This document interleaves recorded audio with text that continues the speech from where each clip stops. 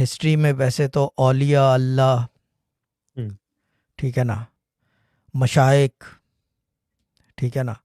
اور ولی بہت گزرے ہیں، جی مگر اگر آپ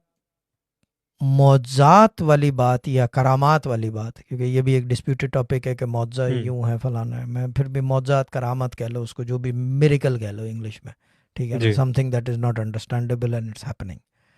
اگر آپ وہ دیکھو تو سب سے، یعنی کہ جو انبلیویبل چیز ہے جس کو ہم مانتے ہیں مگر بلیو نہیں کرتے اس طرح، ہوں وہ کیا ہے؟ سرمد سر جو ہے وہ لے کے سر لے کے وہ جب مسجد کے اندر، ٹھیک ہے نا، جی مگر وہ کیفیت تو سر قلم ہونے کے بعد ہے،